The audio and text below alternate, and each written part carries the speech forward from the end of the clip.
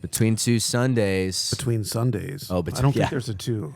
But it is no, because they're between two Sundays. ferns. I keep getting messed up on the podcast. Between two ferns. Yes. Don't. People should watch that. It's a little vulgar, but it's hilarious. If you like dry, Gen Z hates it. Your daughter watched it, and she couldn't. Kaylee was like, "This is not funny. This is rude." She watched it on your recommendation. No, I think Josh Call was like, "You should watch this. This is so funny." But the age gap between Kaylee and Josh Call is 7 years, and that is a generate. Like he's a young millennial, and she's an I think a mid Gen Z. So she did not find it funny. She's like, he's mean. And it's like, no, that's the whole bit. But this is just between two Sundays at Vineyard Church. Vineyard. We're sitting, if you're Welcome. listening to this, we are now sitting next to each other, having an awkward side conversation, but we can look at the camera if you watch it, hoping that makes it feel a little bit more normal. We're stealing this idea because Brianne and Megan had like a cool training video for all of our family ministry stuff, and it looked this way, and it was like, oh, that looks so nice. Because honestly, we have no idea what we're doing. No, we've been filming you and I just looking at each other the whole time, and it feels a little awkward. But now we're like able to look at you, except we're look imagining at the camera. who you are. Yeah. On a Monday at 9:15, assuming that however many of you are listening or watching us. Can you hear that? What is that sound? I don't know There if is you a can hear it. sound I love to hear. Is it It's the music? sound of the roofers fixing our building. Oh, you know what song I'm quoting, right? Yes. Or what is it called? We sang it last night.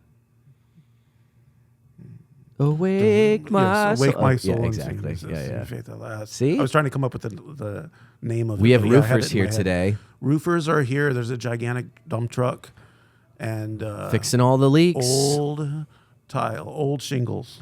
Yeah. So hopefully in 2 weeks from now, we have a nice new roof.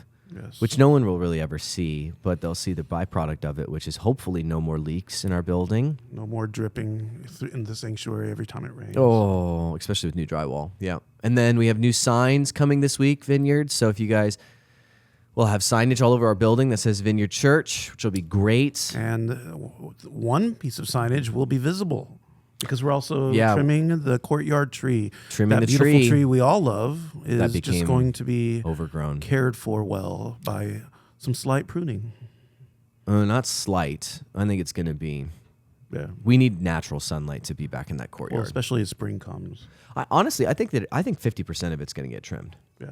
We'll still have some kind of canopy, but it's going to be Well, and if you get a good arborist in there, they're also going to cut certain limbs off just purely because they're unruly. yeah.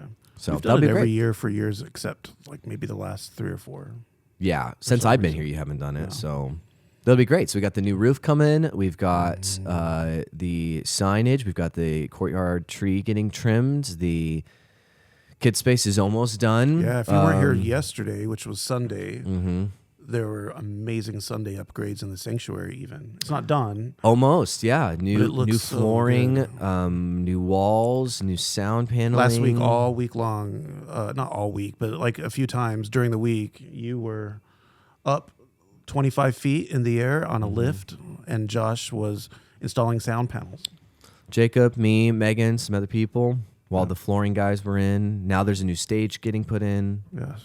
The LED wall got removed for a temporary period of time, and we'll actually reinstall it in a really cool new configuration so that it looks even more beautiful than what it was originally. It looked good yesterday. It's not done, but it's like we're seeing that the progress is really beautiful. It's like we're coming into land. Well, not quite. That's what I said last time. You say that every time we do a podcast. These poor people, they're like, we're coming into land. No. I'm anxious. It's like when you're flying from New Mexico to LA and it's like you're over Arizona and you're like, we're only, We're like a start this long descent. international flight to China, 16 hours. Yeah. We have now passed hour 8. Really? In the whole building? Absolutely. No. Yeah, the majority of what we've gone through, the hardest parts are done with. You got that I know first. we've Remember, done that that first much. 8 hours is awful on those flights because you're just like, I have a whole day on this plane still. Once you pass that that second half, That's what I mean. that's Like, only you two feel like more. you have- That's only two more Lord of the Rings. Yeah. You know that, like you can get pace through yourself. that. Yes. That's Watch where a we're couple at. movies and sleep. And you'll wake up. And Exactly. it'll be Get a okay. meal, have a drink, whatever. So that's where we're at. It's not that we are definitely only halfway, but the halfway point, the end is very much in sight because the hardest was done, but it's still going to take about the same length, but it's all strange. Like, it's like no one's seen the gallery Right. Oh yeah, that's true. in 2 months. No, the most effect that we feel is the sanctuary, and that's And coming that's into almost land. done. Yeah, probably in 2 weeks it'll be Wow. done. Done 2 weeks. I need to Not think done, about that done. because you have The the floor will LED be wall. in. Will take. Oh yeah, the floor will be in and the stage will be in. That's in a week. The second week is where you get it's the little things. Making So- it more warm.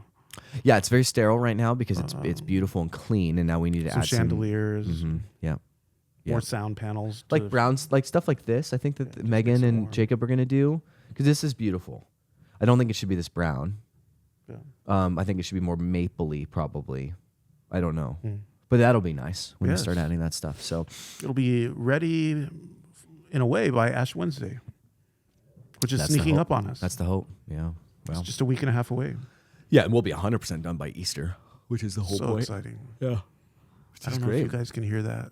Lots of activity on our roof. Yeah, this may not be a long podcast because we need to get stuff over with and keep it going. Yesterday was so good. Yeah, we had Jessie come out and preach. She's a friend of ours from Denver, which over the next year we'll have quite a bit of people from our old stomping grounds come and preach. Got very some gifted. New Life folks coming to preach. Some other churches that we're good friends with pastors of, so it'll be super fun having New Life and One City and Beacon and a bunch of other people coming to hang. So It's very exciting.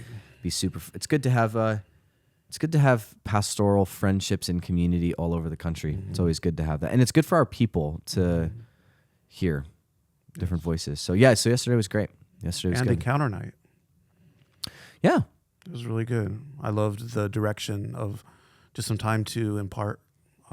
what did people miss? So if they didn't come last, normally our encounter nights look a certain way. This one was different, but if people didn't go to it last night, what would be the thing that you would describe it as? I mean, I think it was a very natural way to invite us and call us to go deeper and to find more equipping. I loved how you talked about part of encountering Jesus is the realization and the filling of the Spirit, and a time to really pray for that, and to really have like a practicum, an opportunity to just come and be filled. And there was a good line of people. That's the hope. It was beautiful. I think that You shared really naturally, and it was very compelling. I mean, a part of me is a little bit, what is my personality is a little, not antagonistic. What is it? I go against the grain a little in my leadership. And so I think recently I've been hearing in the Christian world a lot about encounter. Like that word wasn't a word when we were planting our church in Denver. Like, people talked about spirit-filled, charismatic, but most churches were still kind of like aligned theologically. Words, if you had a mission statement, it was probably like, making heaven more crowded. It was an evangelistic thing, or it was becoming the family of God. Ours was be known, know Jesus, make Jesus known. Like, it's all about community. But most people didn't use words like encounter and formation, and those became more like because of John Mark and Tyler and the spiritual formation renewal group of like the Gen Xers of this world.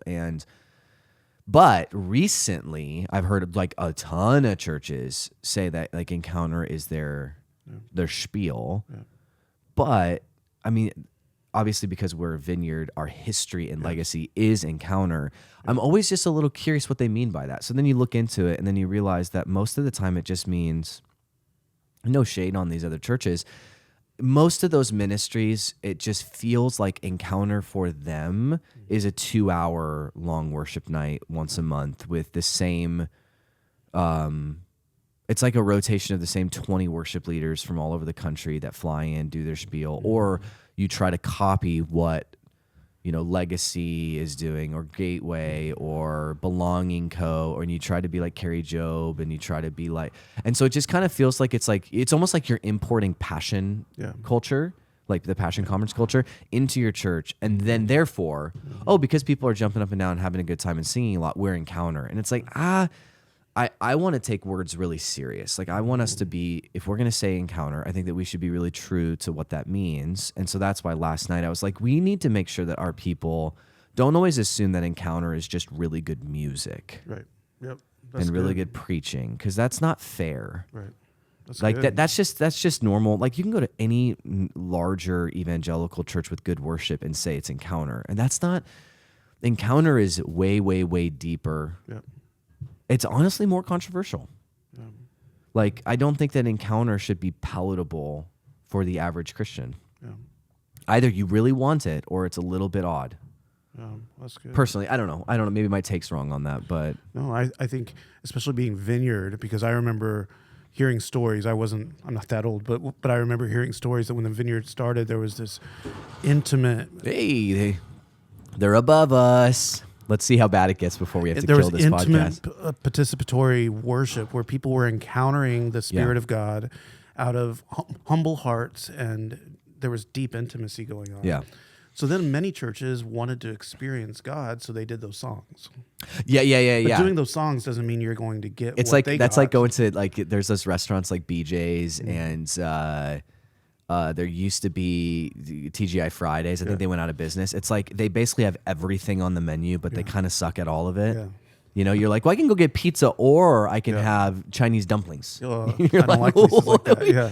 But isn't Christianity kind of a modern evangelical like a Christianity is a little bit like that? We're like, ooh, like church leaders can hate Bethel. Ugh. Yeah. They're just there, but they still sing Bethel songs. And you're like, okay, what's going on here? Because they think it works. Yeah. And I think that's what you're trying to say, right? I mean, you can't just do the songs and think you're going to get what they got. That what happened in the early days of the Vineyard was a group of dry, desperate people who wanted Jesus, and songs came out of that. You don't just do the song. It was an overflow. You have to. It's an overflow. It's an expression of love. So you don't just say the words. And I think sometimes that's what happens in culture. So yesterday, and by the way, it was really amazing what Pastor Jesse said yesterday about how God makes us in the middle. Yeah.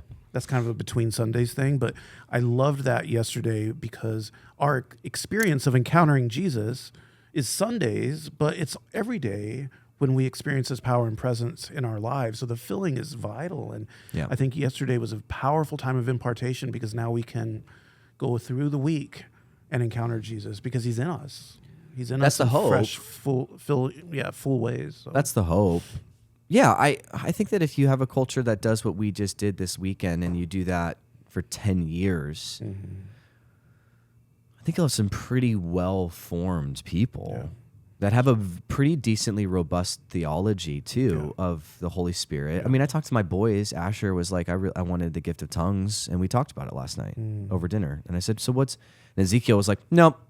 And I said, do either of you think that that's good or bad? And then Asher was like, well, no, I just want more of God. And Ezekiel was like, I'm not ready. And like, as long as they're like still have a holy understanding and not a manipulated view of it, like that's what you want.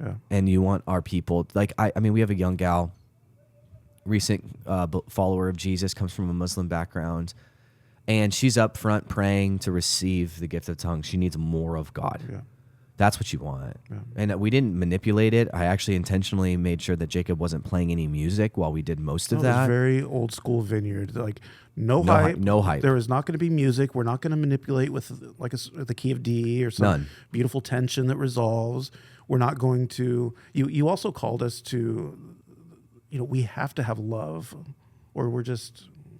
That was really powerful. Well, if you think about it, I mean, like, again, we don't really get get into this stuff on Sundays. There are so many Christians out there that want more of God, and they have no love in their life. Like, if you read 1 Corinthians 13, and where it talks about what love is, and then you realize how many Christians have let love run out of their lives, and then this is what's really scary. You meet those Christians that clearly, by their life and their fruit of their life, they do not have love in them. It's gone.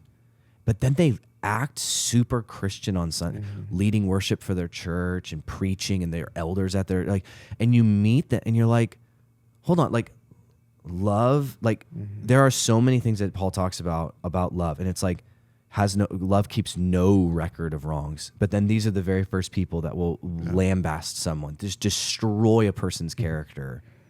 Like, obviously we're in Joseph, so Joseph is like the story of Joseph is reminding me of but like how many Christians do we meet that are repulsively divisive, and all they do, like they spend vested effort of their week making sure that other people are torn down. They keep record of wrong. They're proud, like they're unkind. Like Paul says, really love is kind. Yeah, love is love is kind. Yeah. If you're not kind, like now here's the thing, you can present yourself as kind, but it's actually behind the scenes. Do your children think that you're kind? Yeah. Do the people who know you and have left your life because you're not kind, like it's not who you can put your Sunday best face on. Right. See, that's the thing. Christianity that's only on a Sunday morning is very easy to look you can fake anything for 2.5 hours. And so this whole idea of like, if you're not kind, if you have no patience for people, if you can't bear people's, like the brokenness of the community you're a part of, if you keep all these records of wrong, if you are self-seeking, if you are boastful and proud, like you're not, and this is what I said on last night, you're not a vessel anymore. Right. You're not the cistern. Like God literally cannot pour into you if you are haughty, if you are prideful, if you are arrogant, if you think it's all about you, if you regularly speak about other people, just regularly, it's a part of your cadence as a Christian. The depth of your spiritual formation is kiddie pool at best. And then like you go to church on Sunday and you look expressionfully like you're in the deep end. Yeah. You're actually actively deceiving people. You're even deceiving your own self. Yeah. Like, it breaks my heart. And that's what I wanted to talk about last night was like, hold on, you can want all of God and all these gifts, but if you're not ready. Saying more, Lord, for us when we're in those broken, sinful places means he's going to bring pruning shears and he's going to cut off those branches in our lives that don't bear fruit. And he's going to prune others because it's all about him making us fruitful. And the fruit of the Spirit is love and joy and peace and all these good things. And Jesus, that comes from really abiding in him. Yeah. Like, now, why would God give you his manifest presence through the Spirit of God? Why would he give you that if you don't even know how to be patient? Yeah. It's weird though. It's weird because there are people with measures of gifting without fruitfulness. And it's without hurtful. Fruitfulness, or because you have the fruit of the Spirit, which is a byproduct of the fruitfulness. Without love, and I think that's why it becomes a clanging cymbal. It's annoying. There are people. That's not a measure of maturity. Fruit is the measure of maturity, not giftedness. Well, yeah, I mean, how many people have you met that do not have love, and so all of a sudden they're like, I've been in worship scenarios where someone is just singing in tongues. Yeah. That's what I'm talking about. And there's just this ringingness to it. And it's like there's something happening. Like if we really do believe that Jesus is real and that God is a God of the entire cosmos and there are these dimensional realms of our faith, then if there is an incongruency with someone's faith and Jesus, and then they're speaking in tongues or they're prophesying or they have a word of knowledge, but they are lacking in godliness or in God's presence, then in your vertical adoration to Jesus, it would only make sense that it would feel incongruent, that you would just be experiencing something that almost feels like an A flat being played with a D in the keys, and they would be, your spirit will experience an incongruency. And it's like, of course that makes sense. And we've been in environments where like, you're like, that person, I don't know how to say it, but other than they just like, they shouldn't be doing that. No. Like, it feels wrong right now. Like, stop, please stop. And it's like, that can happen with the most gifted of people. Yeah. That's why I loved last night was a time to really be filled with the Spirit and an impartation of gifts. Yeah. But you spoke for 15 minutes first on the foundation and the importance of love, not the gifts. Correct. It's love and seeking Jesus and obedience and abiding. And I think we can't ever lose sight of that. So No, it keeps us humble. It keeps us grounded. And that's kind of what the purpose is. That's the hope. I mean, you always have the horrible examples that you see all throughout history of gifted people that have not love. Yes. And it's sad, but also like that's not a modern phenomena. I mean, you had a guy go to the apostles in Acts trying to buy the power of the Holy Spirit. Wow. And Peter is like, you are evil. Wow. Like there are people that gladly take.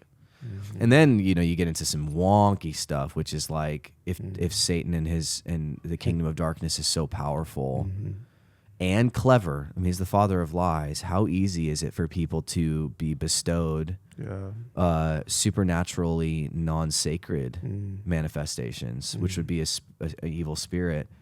How many people in Christianity are actually manifesting evil spirits that look like God, but they have ulterior motives? Wow.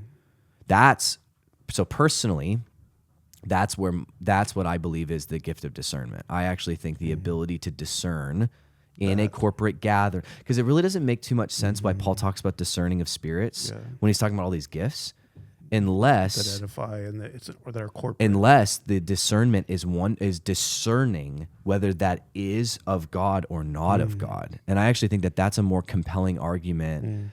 When someone has the gift of discernment, they have a supernatural knowledge of knowing, is this from the Lord? Is that person speaking, is that God's voice, or have they been deceived? Are they manipulating? Are they coercive? Are they for their own selfish gain? I really think that that's where that gift becomes a primary thing. That's beautiful. I think that, beautiful of God to give that to his church too. Well, think about, this is not a church hurt podcast. So we're not going to get into that stuff ever. But like, think about some of the bad stuff that's happened recently in charismatic circles where key leaders have fallen deeply. I think that the most logical answer is that I think that they had a spiritual gifting from God. I think that because of their sinful life, though, those patterns became demonic. And I think that the people around them just didn't, because people blame those people. Oh, you had such, how come your friends didn't know all that stuff? It's like, honestly, I think it's that they didn't have the gift of discernment. Like, I think it's as simple as there was probably a season where it was God, and then there was a season where it wasn't God, and people didn't have the gifting to be able to discern that. Wow, that's good. There probably was people who discerned it, and they immediately left the situation. They escorted, so. That's why, like last night, times of activation are so important, because we need the fullness of the gifts of the Spirit in our church, so that there are those who discern and those with gifts of healing and those. Last night there was so beautiful, just a line of people wanting eager, humble, like coming up with tears, just saying, I want like a gift of healing. And I would ask why before I prayed for them. And they're like, because there's brokenness all around. And they start getting teary. And they're like, I want God to touch my friends. It was very beautiful. Yeah, imagine if that's actually true.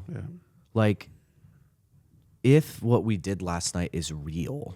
Because that's the big thing in Los Angeles, is the big question, is anything that we're doing real? If that's real, that is so compelling.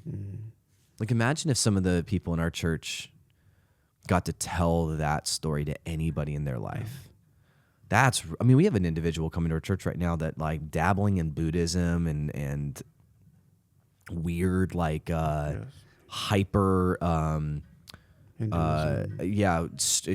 shaman Hindu stuff. And then there's also like the biohacking optimization. Like, I just imagine those are he's like everybody. He's like so many people in our city. And imagine if the narrative was, I came to church, I just walked up to the front because I realized I need more of this God, and then I just got filled with this power. I mean, that's so much more compelling than any other narrative our city has.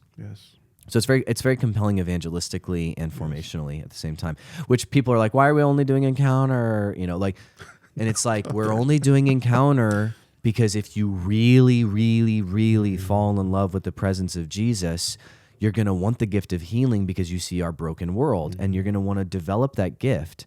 So how do you develop your gift? Through formational practices. How do you then release that gift? Through a heart of mission. Yeah. It all starts with encounter. Yes. It just flows from a life of Jesus. Yep. That's it. Yes. But those are the people who are catching it. They don't need us to tell them to go on mission and serve the poor right now, because they already have a heart for that. They're falling in love with Jesus. They want more, which is really cool. Good.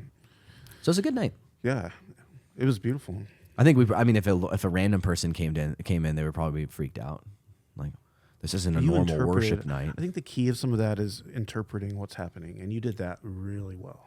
That's the goal. If we just get up and say, we're going to pray for the impartation of the gift of tongues in this side of the room. That happened to me. I was in middle school and went to someone's church that was doing that, and I thought, even at like a believers gathering, that would still just be a little weird. No, but if you interpret and talk about love, and you read the scriptures, and you're talking about more of God and what that looks like in these contexts, I think it's responsible, and it answers people's questions, because there was a line for that too last night. Yeah, there was. Yeah. People are like, I want the gift of tongues. You just demystify it a little bit. That's what I mean. Yeah, you demystify, interpret it. That's the hope. That's very powerful. And then we're equipped to go scatter as the church this week. I mean, there's someone who came for the gift of tongues last night who just is in a constant spiritual battle. Yeah. And that person is just saying, I want all that God has for me, because I need more and more and more of him. Yep. There's so much going on they need. Yeah. Yeah. It was, which is really cool. It was. Yeah, we'll see. We'll see how, I mean, this is like we're taking baby steps of what this could be.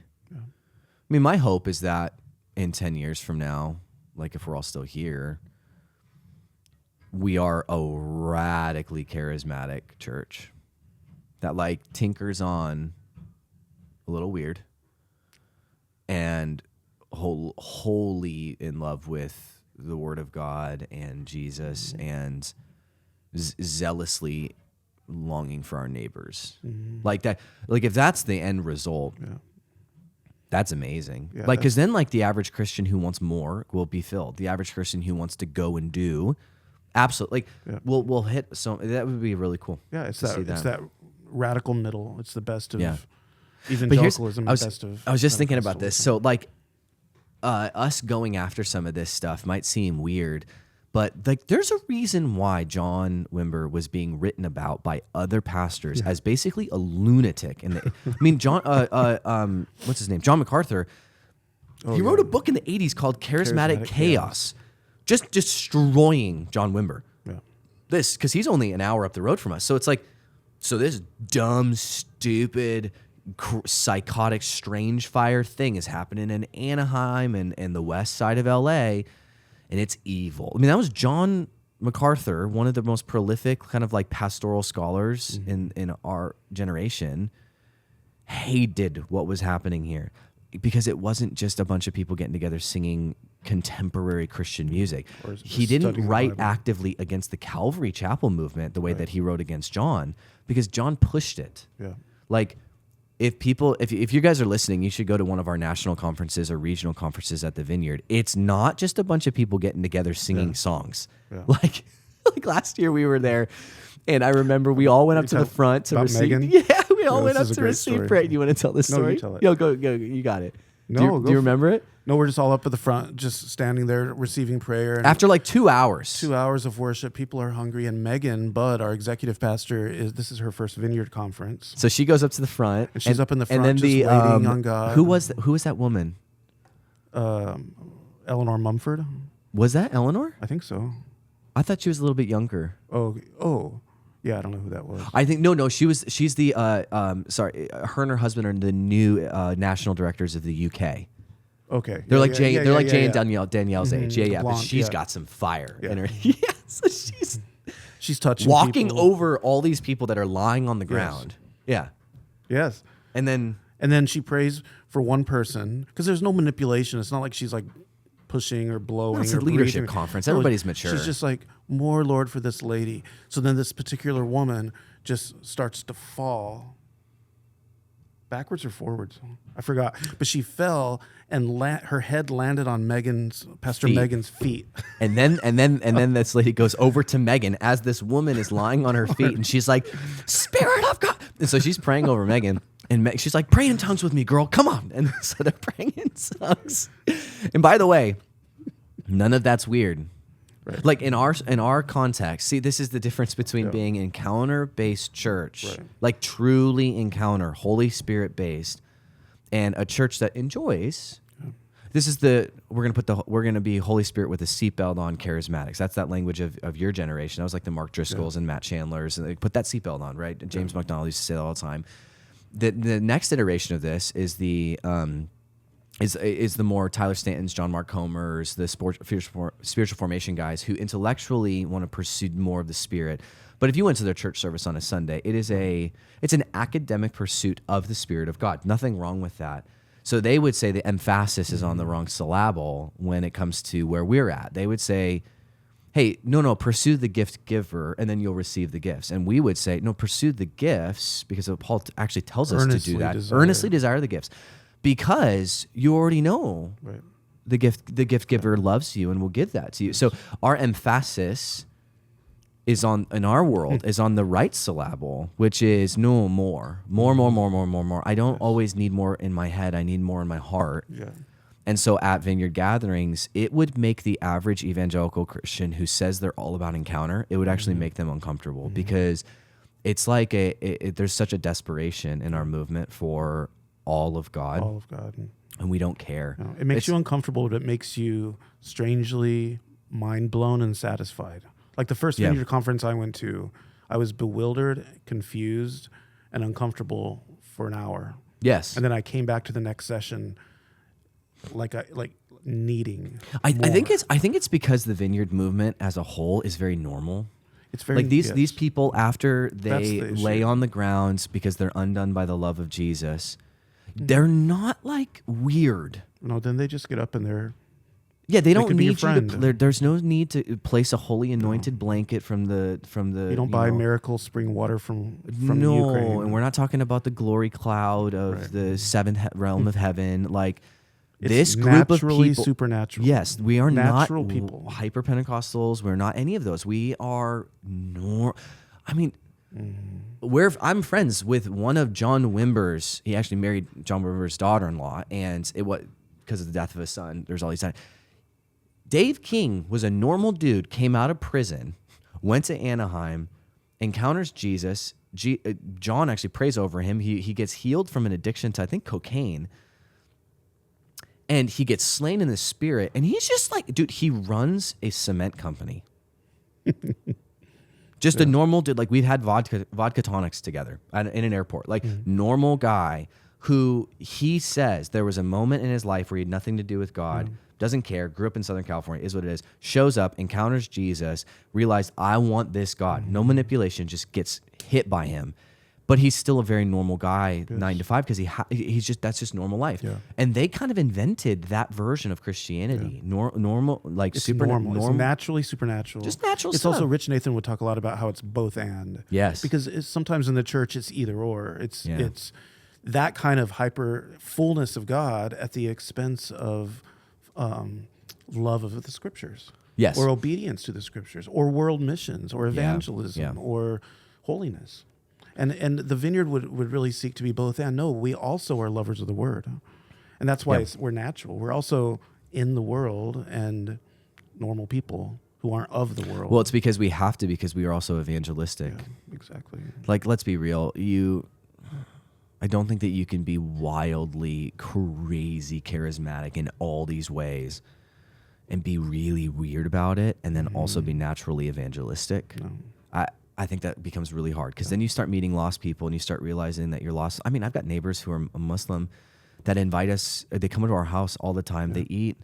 Like, we have some friends that are very specific about their convictions in life. I will not touch anything that's unholy. I will not engage in anything that's holy. Well, when my Muslim friends come over, they eat halal.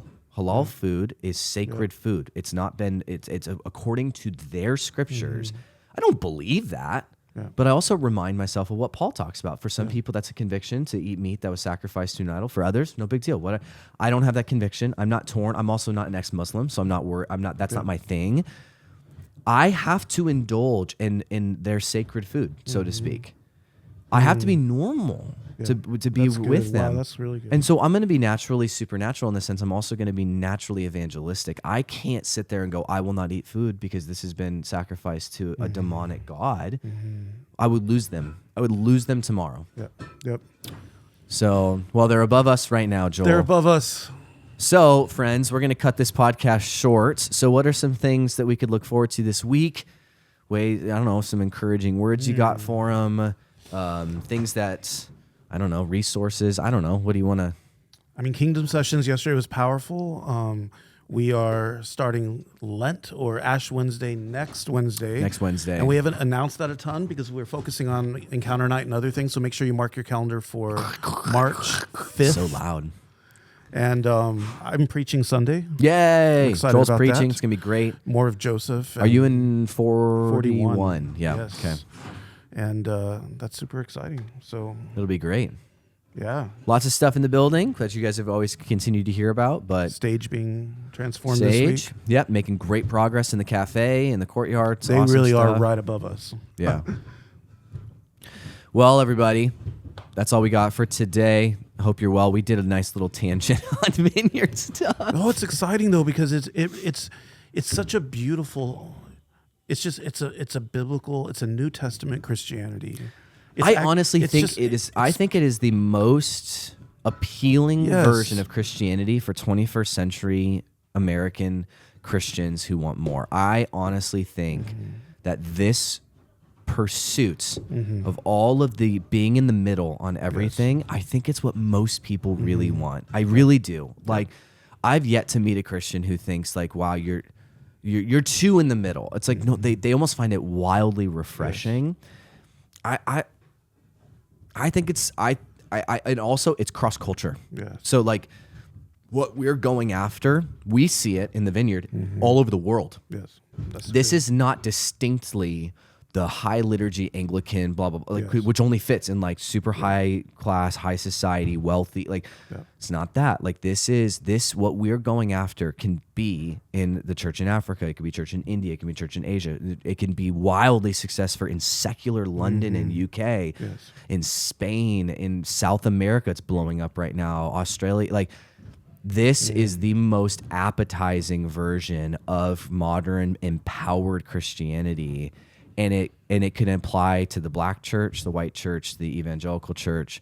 It actually, I mean, according to a lot of modern church scholars, it is the most evangelistically fruitful ministry in the last 60 years of Christian history. Like millions of people, because Alpha was basically just a Vineyard thing because of John and Nikki.